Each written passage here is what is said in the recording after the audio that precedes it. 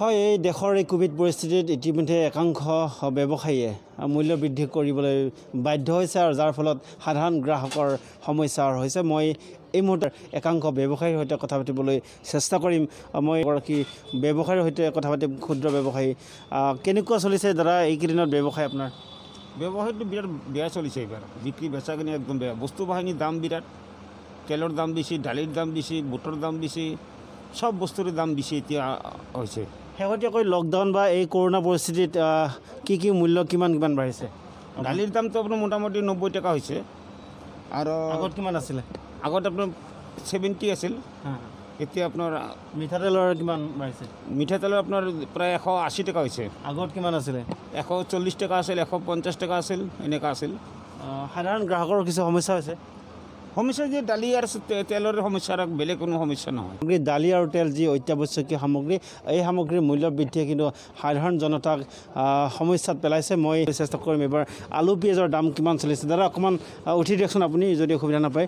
কেনেকুৱা এইবাৰ আলু পিঁয়াজৰ দাম বাঢ়িছে নেকি এইকেইদিনৰ দিনত? ধৰক মোটামুটি বাঢ়িছে। 10 টকা আছিল, 10ৰ পৰা 10-12 আছিল, এতিয়া মোটামুটি 15-16 হৈ গৈছে।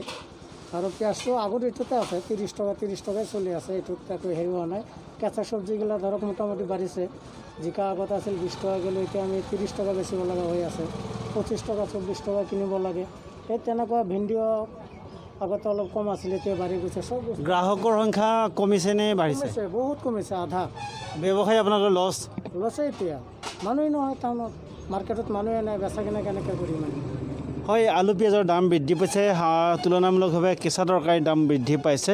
মই আলু পিঁয়াজ দালি মিঠাতেলৰ কথা পাতিলোঁ। ইয়াৰ পিছত মই যি অন্যান্য নিত্য নৈমিত্তিক বা অত্যাৱশ্যকীয় সামগ্ৰী আছে, সামগ্ৰীৰ মূল্য বৃদ্ধি সম্পৰ্কে কথা পাতিম। সহযোগী নিৰঞ্জন শৰ্মাই দেখুৱাই আছে। মই আন এগৰাকী ক্ষুদ্ৰ ব্যৱসায়ীৰ ওচৰলৈ আহিছোঁ।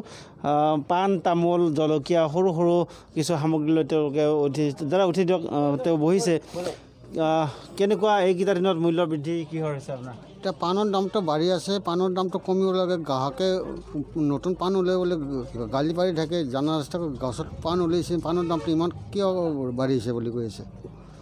হয়, পাণৰ মূল্য বৃদ্ধি হৈছে। গতিকে এই ধৰণে সকলো সামগ্ৰীৰে ইতিমধ্যে যিসমূহ অত্যাৱশ্যকীয় সামগ্ৰী আছে, সকলো সামগ্ৰীৰে লকডাউনৰ এই পৰিপ্ৰেক্ষিতত বা COVID-19 এই সময়ছোৱাত মূল্য বৃদ্ধি হৈছে। মই সমান্তৰালকৈ এখন বজাৰৰ সামগ্ৰিক দৃশ্য দেখুৱাবৰ কাৰণে নিৰঞ্জন শৰ্মাক অনুৰোধ কৰিছোঁ। এই ধৰণে যিসমূহ সামগ্ৰী লৈ ব্যৱসায়ীসকল বহে, তেখেতসকলে কিন্তু ব্যৱসায়ৰ লোকচানৰ সন্মুখীন হ'বলগীয়া হৈছে এই কোভিড পৰিস্থিতিত। কেনেকুৱা হৈছে এইকেইটা দিনত কোভিড পৰিস্থিতিত মানুহৰ সংখ্যা কেনেকুৱা, ব্যৱসায় কেনে চলিছে? ব্যৱসায় বেয়াই চলিছে, ভাল চলা নাই। মানুহৰ সংখ্যা বহুত কম, গতিকে মাল বস্তুৰৰ দাম অলপ বেছি হৈছে আগৰ চাই। সেইকাৰণে আমাৰ ব্যৱসায় কৰাটো অলপ অসুবিধাই হৈছে। হয়, ব্যৱসায়ী সকলো অসুবিধাৰ সন্মুখীন হ'বলগীয়া হৈছে। এই ক্ষেত্ৰত অসম চৰকাৰৰ যি যোগান বিভাগ আছে, যোগান বিভাগৰ চকু দিয়াটো সকলোৱে বিচাৰিব। দালি মিঠাতেল আলু পিঁয়াজৰ পিছতে আমি মাছ মাংসৰ দাম কেনেকুৱা খবৰ ল'বলৈ আহিছোঁ। মই কথা পাতিম ব্যৱসায়ীজনৰ সৈতে। দাদা অকণমান যদি কথা পাতিব অসুবিধা নহয় যদি, মাছৰ কেনেকুৱা দাম, কি ব্যৱসায় কেনেকুৱা চলিছে এইকেইদিন? সেয়ে লকডাউন 6টা বজাতে লকডাউন নাই এতিয়া। হয়, মানুহ কামৰ পৰা অহা মানুহবিলাকে অলপ অসুবিধা পায় আৰু। দাম বৃদ্ধি হৈছে নেকি? বৃদ্ধি হৈছে, অলপ বেছি হৈছে দামটো, এতিয়া নানিলেও নহয়। হয়, মাছৰ দাম মূল্য বৃদ্ধি হৈছে। আৰু দেখা গৈছে যে এই যে টংলাৰ কুকুৰাঘাট অঞ্চলৰ যি দৈনিক বজাৰত যি ধৰণে মানুহৰ সমাগম দেখা যায়, কিন্তু এই মুহূৰ্তত মানুহৰ সমাগম নাই। মাংসৰ ব্যৱসায়ীসকলৰো কেনেকুৱা চলিছে মই কথা পাতিবলৈ চেষ্টা কৰিম।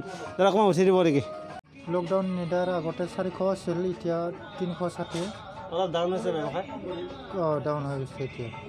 গ্ৰাহক কম নে বেছি এতিয়া? গ্ৰাহকটো বহুত কম, মানুহে নাহে তেনেকুৱা এতিয়া লকডাউন দিয়াৰ পৰা। হয়, আচলতে কৰোণা মহামাৰী যিধৰণে কাল ৰূপ ধাৰণ কৰিছে, সমান্তৰালকৈ এই সমস্যাটো গ্ৰাহকৰ সংখ্যা যথেষ্ট পৰিমাণে কমি আহিছে, যাৰ ফলত লোকচানৰ সন্মুখীন হ'বলগীয়া হৈছে ব্যৱসায়ীসকল। কথা পাতিবলৈ চেষ্টা কৰিম আন এগৰাকী ব্যৱসায়ী। কেনেকুৱা ব্ৰইলাৰ দাম এতিয়া?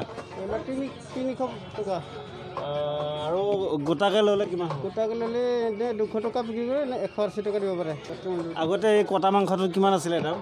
200 টকা আছিলে, এতিয়া 300 টকা আছে। 100 টকাই বৃদ্ধি হৈ গৈছে। গতিকে ক'ব লাগিব যে লকডাউনৰ সময়ছোৱাতে বা এই কোভিড মহামাৰীৰ বৃদ্ধি হোৱাৰ এই সময়ছোৱাতে ব্যৱসায়ীসকলেও মূল্য বৃদ্ধি কৰিবলগীয়া হৈছে, যাৰ ফলত সাধাৰণ যিসকল গ্ৰাহক আছে সমস্যাৰ সন্মুখীন হ'বলগীয়া হৈছে।